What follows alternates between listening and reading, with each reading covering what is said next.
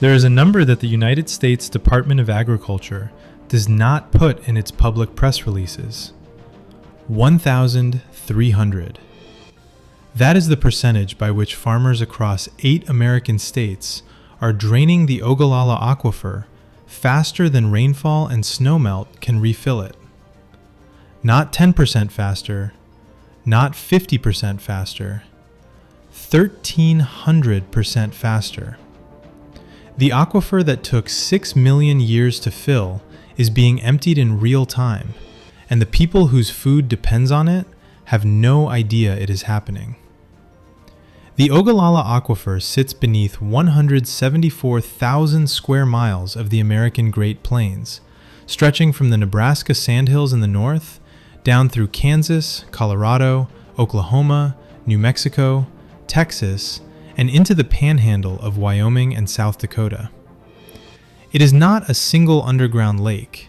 It is a vast, slow-moving layer of saturated rock and sediment, gravel, sand, and silt, deposited by ancient rivers draining the Rocky Mountains over millions of years. In some places, it is 1,000 feet deep. In others, barely 30 feet. The water held in that formation is not rainwater from last season. It is not even rainwater from the last century. Most of it fell as precipitation during the last ice age, percolated slowly downward through the plains over thousands of years, and has been sitting in that rock ever since.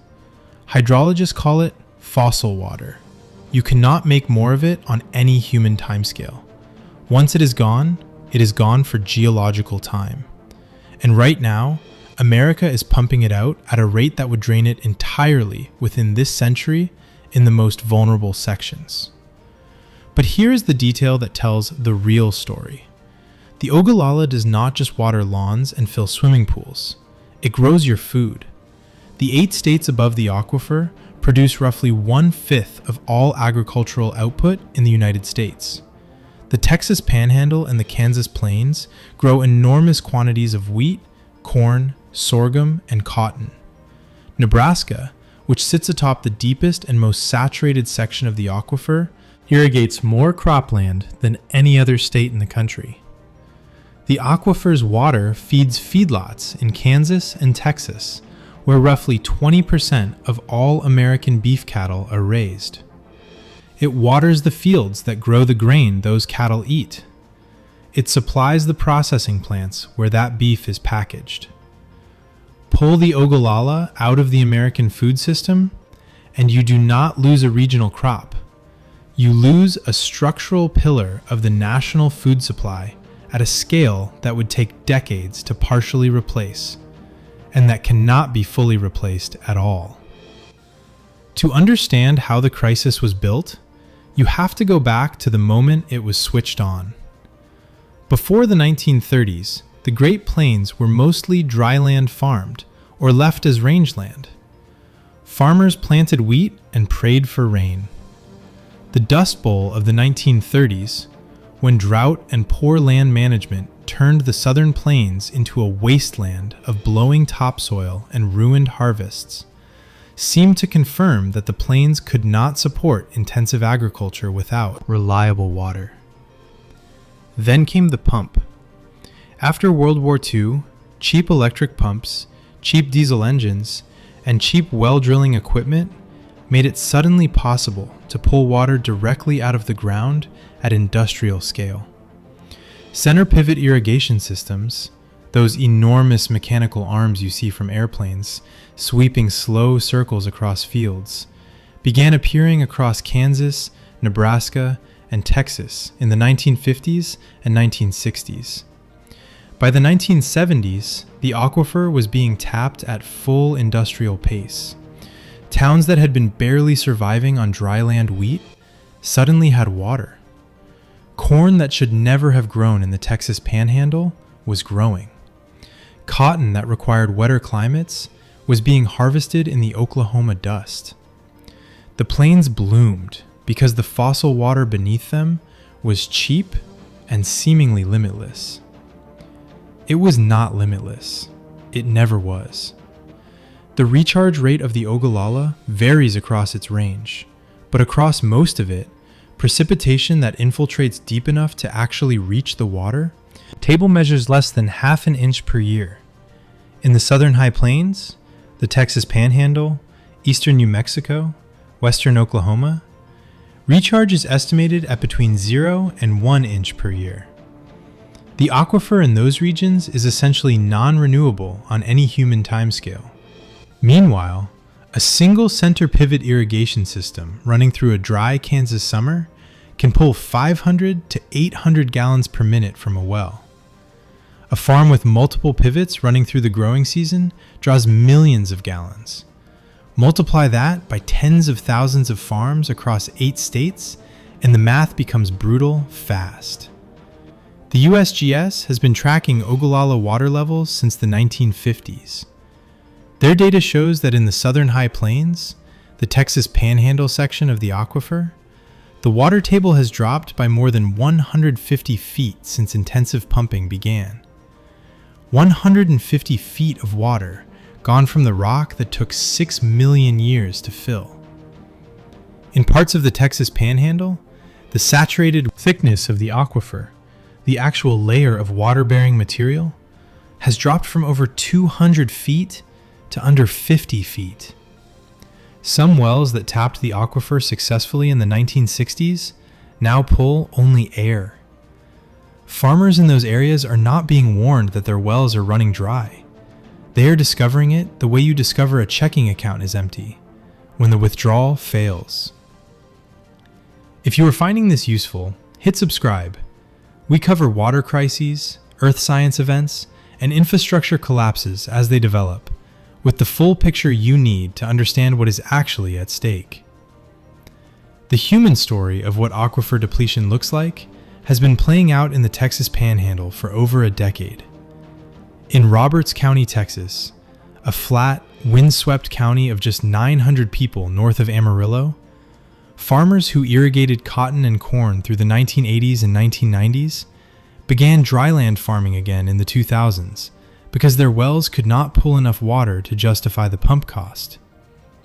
Entire fields sections went from irrigated corn to dryland sorghum to fallow ground within a single generation. The towns built to service those farms, grain elevators, implement dealers, hardware stores, followed the water downward. Population shrank, schools consolidated, main streets went quiet. Haskell County, Kansas tells the same story one state north. The county was one of the great irrigation success stories of the 1960s and 70s, turning arid shortgrass prairie into productive corn and wheat country. By the 2010s, the water table had fallen so far that farmers were measuring their remaining saturated thickness in feet rather than hundreds of feet. The Kansas Geological Survey began producing county-by-county depletion maps that showed large sections of the southwestern Kansas aquifer entering what researchers call the economic threshold, the point at which the remaining water is too shallow to pump profitably. Not gone yet, just not worth going after. And the transition is not gradual everywhere. It is sudden. A farmer pumping 600 gallons a minute can drop to 60 gallons a minute within a single season as the water table around a well cone of depression drops faster than the surrounding aquifer can refill it laterally. The field does not slowly dry out. The pivot stops. The crop wilts. The harvest disappears. Now stack that against the national picture. The United States currently produces roughly 20% of the world's corn and 16% of the world's wheat. A meaningful fraction of both crops depends on Ogallala water. When researchers at Kansas State University modeled what would happen to Great Plains agriculture if the aquifer were fully depleted in the most stressed regions, they found that irrigated crop production in those areas would fall by 40% or more.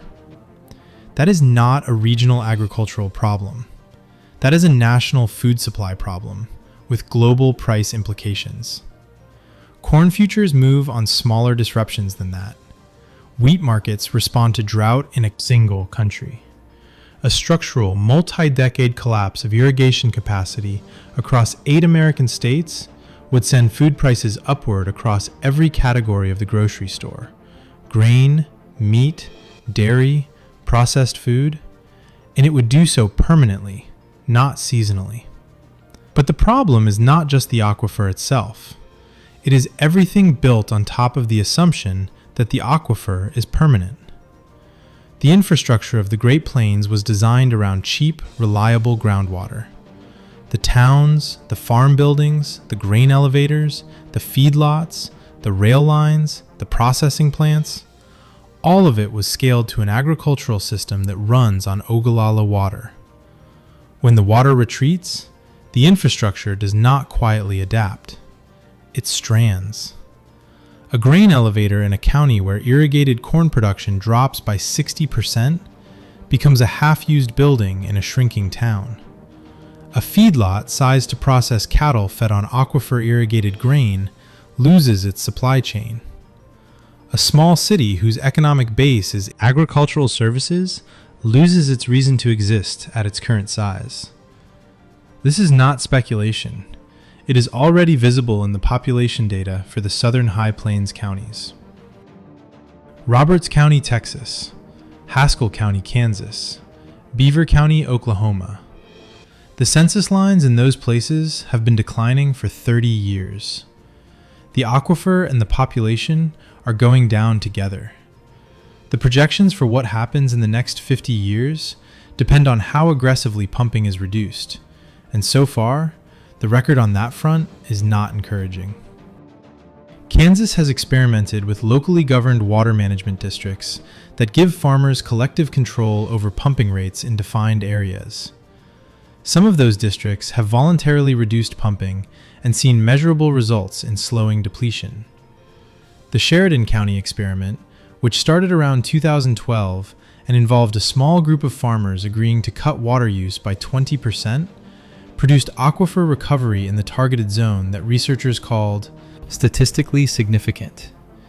It was also entirely voluntary, involved a tiny percentage of total Kansas irrigators, and produced results that required sustained collective discipline across competing private landowners.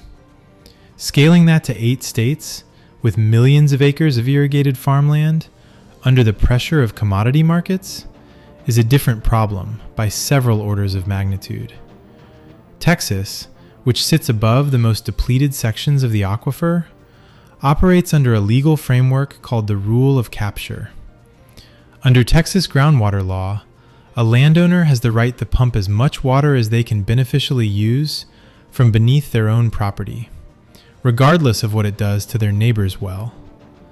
The legal principle was established in a court case in 1904, and has never been fully overturned. It means that even if every farmer in Roberts County wanted to reduce pumping to save the aquifer, the legal structure does not require their neighbor to participate. The fossil water beneath the Texas Panhandle is legally structured to be consumed as fast as the pumps can pull it, and there is no federal right to tell Texas otherwise. Meanwhile, the climate pressure bearing down on the Great Plains is not easing. The same research teams that track aquifer depletion are also tracking the Palmer Drought Severity Index for the High Plains.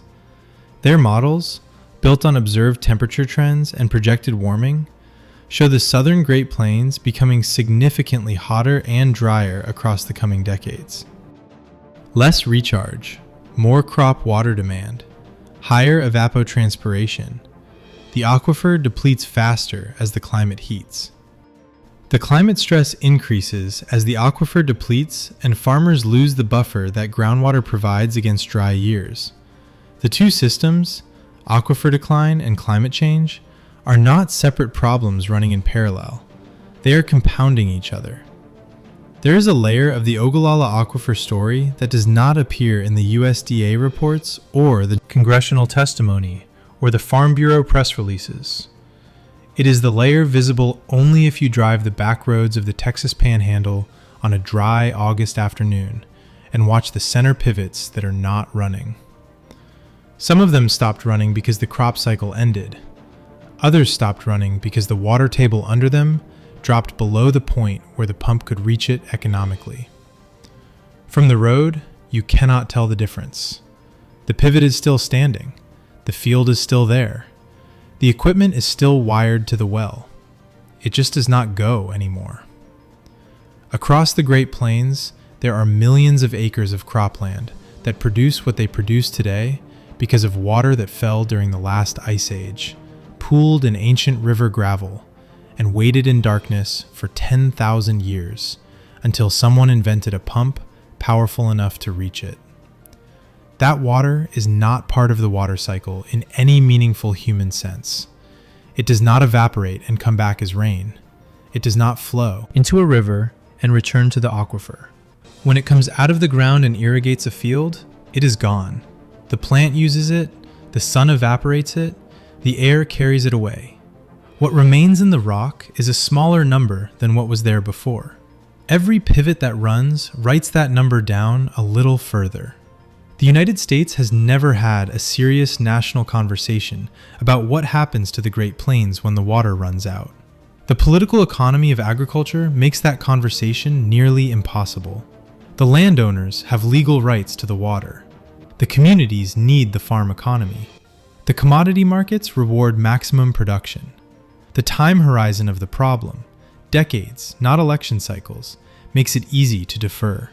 And so the pumps run, the water table drops, and the number gets written down a little more every growing season.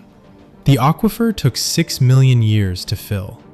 In 70 years of industrial pumping, the southern sections are already functionally gone. In another 50 years, at current rates, the depletion frontier will have moved substantially north, into Kansas, into Nebraska's western counties, into the parts of the high plains that still look inexhaustible from the surface. The fields above those depleted sections will still be there. The sky above them will still be the same sky. The soil will still be soil. But when the last pump in a Kansas county pulls water that no longer rises fast enough to matter, there will be no dramatic collapse, no visible rupture, no earthquake, no flood, no wall of fire, just a pivot that stops turning, in a field that goes dry, in a county that gets a little quieter. The math under the plains has not changed. The water is leaving. And the only question that anyone who eats American food should be asking is whether the people with the power to slow the pumps will decide it matters before the aquifer decides the question for them.